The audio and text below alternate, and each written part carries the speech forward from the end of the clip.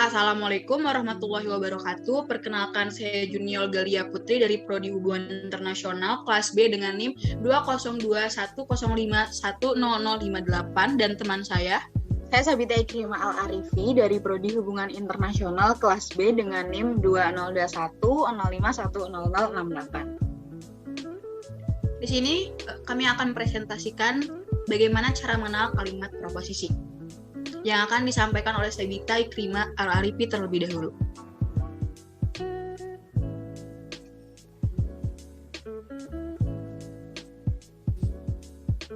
Nah, jadi sebelum kita mengenal apa itu kalimat proposisi, kita akan mengenal dulu nih apa arti dari kalimat itu sendiri. Jadi, kalimat adalah kumpulan kata-kata yang disatukan menggunakan satu bahasa dan mengungkapkan pemikiran yang utuh atau lengkap.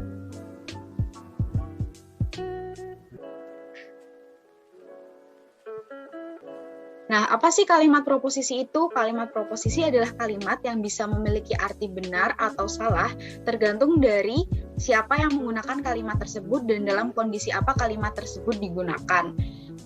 Seperti contohnya, ada orang yang berkata tentang di sini dingin. Nah, kalimat di sini dingin itu merupakan kalimat proposisi karena setiap orang bisa menilai itu benar atau salah tergantung dari kondisi dirinya masing-masing.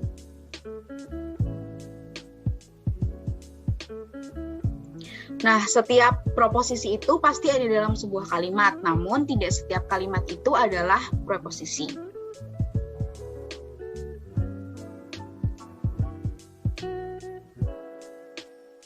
Oke, di sini saya akan menjelaskan tentang macam-macam kalimat proposisi.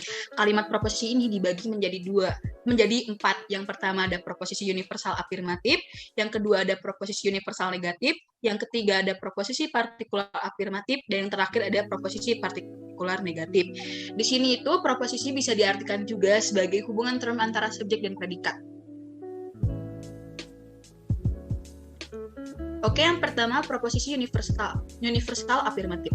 Di sini itu proposisi ini bersifat umum yang mengiyakan adanya hubungan subjek dengan predikat yang dirumuskan dengan semua S adalah P.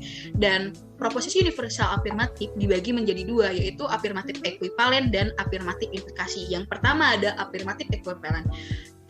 Afirmatif ekuivalen itu adalah menyatakan hubungan umum X yang mengiyakan antara subjek dan predikat merupakan suatu persamaan. Contohnya di sini ada semua manusia itu berbudaya.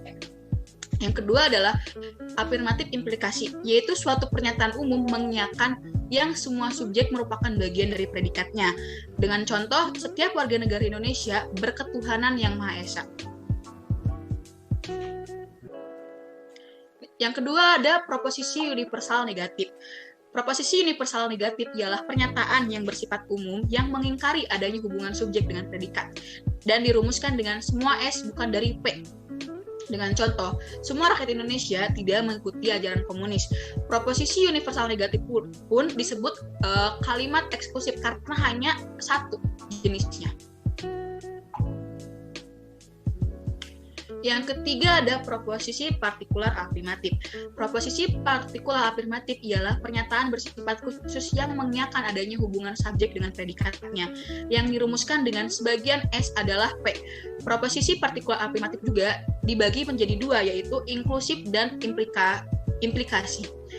Inklusif menjelaskan bahwa pernyataan khusus mengiyakan sebagian subjek merupakan bagian dari predikatnya. Dengan contoh, sebagian rakyat Indonesia adalah keturunan asing. Yang kedua ini ada afirmatif implikasi, yaitu suatu pernyataan khusus yang mengiyakan sebagian dari subjek merupakan suatu predikatnya.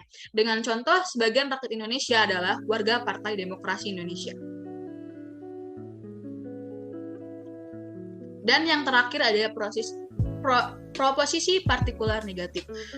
Proposisi partikular negatif ialah suatu pernyataan yang bersifat khusus yang mengiyakan adanya hubungan subjek dengan predikat dan dirumuskan sebagian S bukan dari P.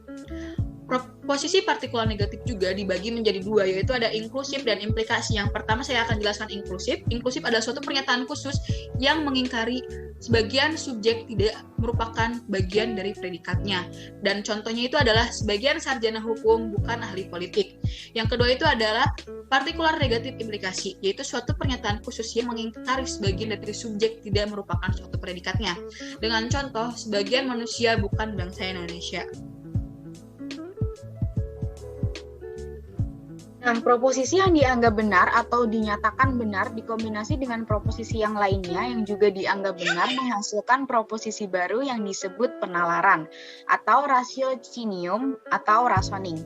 Proposisi yang menjadi dasar penyimpulan disebut premis dan proposisi yang menjadi kesimpulan itu disebut konklusi atau konsekuensi.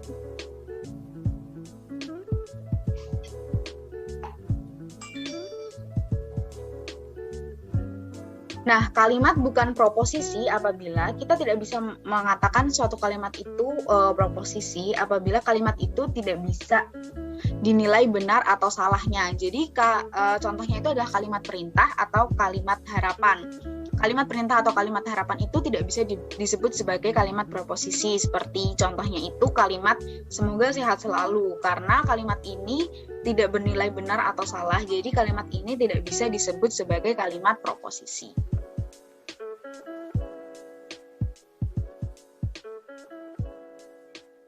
Terima kasih. Sekian dari kami. Jika ada kesalahan, mohon maaf. Wassalamualaikum warahmatullahi wabarakatuh.